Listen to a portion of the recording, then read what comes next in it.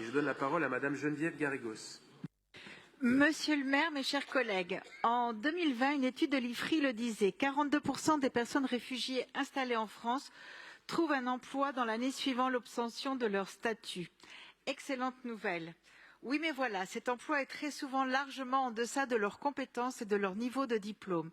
Si 10% de ces réfugiés exercent une profession intellectuelle supérieure dans leur pays d'origine, ce n'est plus le cas que 2% d'entre eux, une fois le statut accordé.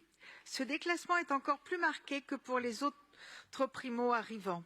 Le besoin de trouver un emploi au plus vite, quel qu'il soit, la difficulté de faire reconnaître les diplômes et acquis de l'expérience, le fait que 21% des emplois en France soient réservés aux ressortissants français et européens, tout cela contribue à un déclassement généralisé.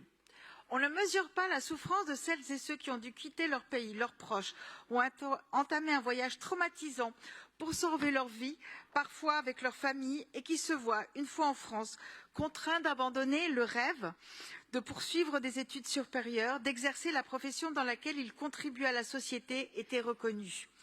Combien d'ingénieurs spécialisés, de pharmaciens, d'enseignants se retrouvent à faire la plonge dans les restaurants, le nettoyage de bureaux et s'enfoncent dans la dépression, piégés dans une vie à laquelle ils ne trouvent pas d'issue, où l'admiration dans les yeux de leurs enfants a laissé la place à la pitié.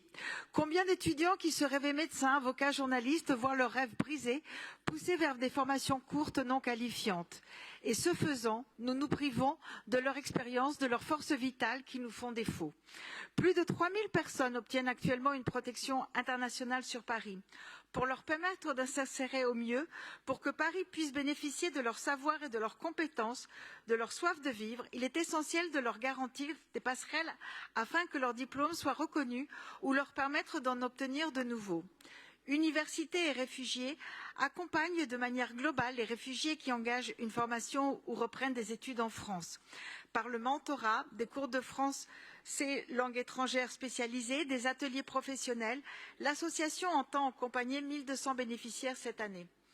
L'Union des étudiants exilés présente, elle, dans une démarche globalement similaire, la spécificité d'avoir été pensée par et pour les étudiants réfugiés. Aide aux démarches d'inscription, présentation des filières d'études françaises, ateliers de méthodologie et accompagnement psychologique. Toutes ces démarches permettent de mieux se repérer dans un système complexe qui est difficile à s'approprier pour qui n'en est pas issu. Je tiens à féliciter ma collègue Léa Filoche pour son action et y associer Marie-Christine Lemardelet, qui met à disposition de ses étudiants les ressources de la ville telles que la maison de la vie étudiante et avec qui j'ai plaisir à travailler en lien avec des associations d'étudiants iraniens, afghans, voire russes.